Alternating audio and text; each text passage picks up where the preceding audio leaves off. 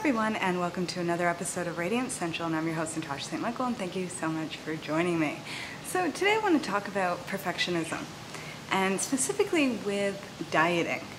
This was a topic that came up on the Juice Fasting Forum, the Juice Fast that I'm hosting right now, and it's a great topic because I know that a lot of people deal with this when either they decide to go on a diet, either to lose weight or to get healthy. And sometimes they put a lot of demands and expectation on themselves, which can actually lead to more problems than good. It's kind of like there's two types of people that go on diets. Ones that when they decide to go on a diet, they're excited about it, they read either a book or someone tells them about it, and they just do it, and they don't think about it, and they have fun with it, and they're able to get the results they want. And then there's others that decide to go on a diet and things come up where they find that they're trying to do a diet perfectly and they put a lot of pressure on themselves, and next thing you know it, they find themselves either falling off course or going to the extent of binging and going back and forth, sort of swinging and yo-yoing from diet to non-diet and all of that. And a lot of times it, over time, can sort of break people's spirit and create more issues. So I kind of want to talk about that and just sort of give some things to think about if you're in this situation, because no one wants to be in a situation where they're consumed with thoughts of food and just constantly dealing with the pressures of sticking on something and finding that they're not, and the guilt that comes with it, and that negative self-talk.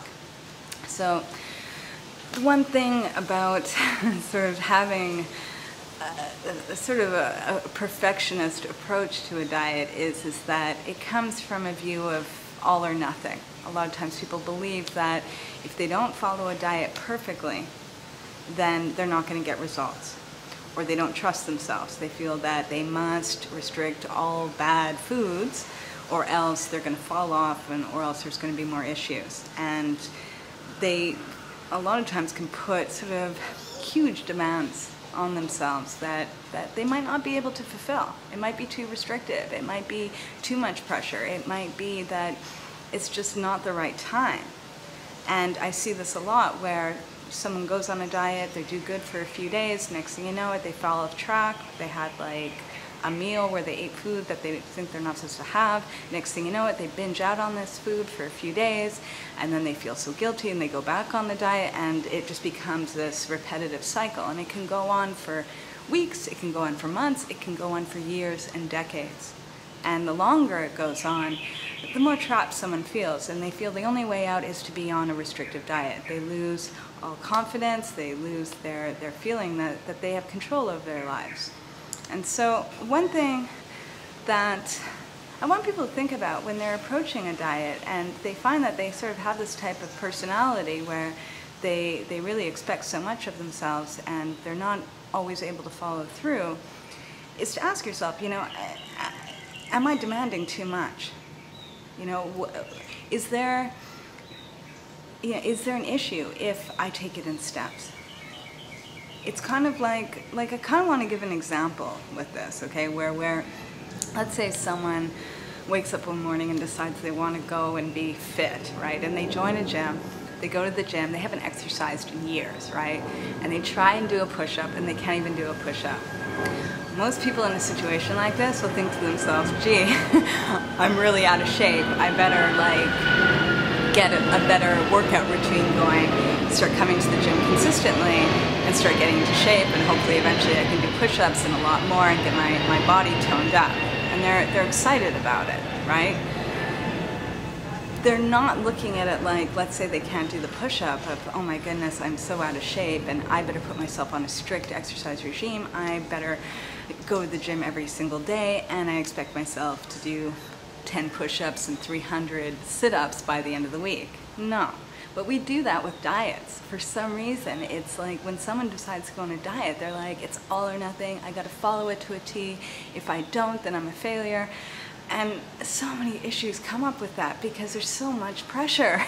And the pressure is what's gonna interfere with actually succeeding. And also, that negative self-talk, that if you do go off track in any way or form, it's suddenly like disaster. It's suddenly like you failed, you messed up, and you have to start all over again. And I find with most people that are successful going on diets is that they enjoy the process. They're not putting so much pressure to do everything perfectly. They're doing their best, and they're taking it one step at a time and seeing, what can they do and what can't they do, and they honor that. And so what I suggest is that if someone finds themselves in a situation where they're yo-yoing back and forth onto the diet, and they feel a need to be following it to a T, to ask yourself, okay, why don't I try something different? Why don't I, instead of making this huge goal of all or nothing, why don't I make attainable goals? Because it's the same thing with someone going to the gym, that they go to the gym, they realize they can't do a push-up. So they're not telling themselves by the end of the week they need to do 10. They're telling themselves, okay, I got to work on this. So hopefully, eventually, I can do 5 or 1, and then over time they're able to do 1, then they make the goal of doing 5, then they make the goal of doing 10. But they're enjoying the process, and they're doing it step by step. And that's the same way we need to approach diet, weight loss, is that it's what can I do now that I know I can achieve? Because as you achieve these many goals, that's what builds up your self-confidence, that's what builds up your self-worth, that's what gives you the motivation to keep going. But the moment we say, if I don't do it this way, I fail, then every time we fail, we're putting ourselves further and further into the ground. We're lessening our spirit, we're putting ourselves down. So it's about going the opposite direction of what can I do to empower me? What can I do to build myself up that I feel that I can do anything? That I'm not fighting myself, I'm working with myself. And I know a lot of times when I give this suggestion to people, a lot of times the reaction to me is that, I can't do it in steps. They're like, I need to do all or nothing.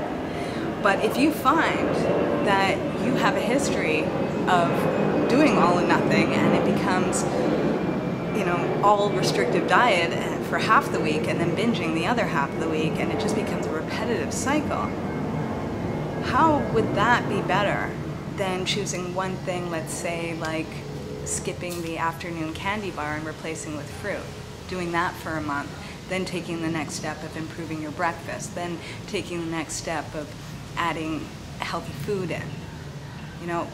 If someone were to do small steps for 1 month, just choosing one thing, I think they get more results doing that one adjustment than going back and forth for an entire month of being super restrictive to binging. We need to take a step back and see, how am I going to get lasting results? How am I going to do something that's doable, that I can consistently do and maintain and enjoy? We have to enjoy the process. Too many times people think, I'm only going to be happy once I lose the weight. I'm only going to be happy once I'm healthy. And then they feel they need to suffer and be miserable through the whole process. If we approach it that way and we restrict ourselves and we put ourselves in kind of lockdown, then we're never going to reach that goal because we're miserable the whole time through. And how long can someone maintain being miserable? Not very long. So it's important to figure out a way where you can enjoy the process, where weight loss or getting healthy is fun. It's doable, that every time you do something, you feel good about it. You congratulate yourself, and you feel that along the way you're becoming a better person. You're becoming a person you like. So that's my tip for the day. Just a suggestion of a different way of looking at things, and I'm wishing you guys a fabulous weekend, and I'll see you next week.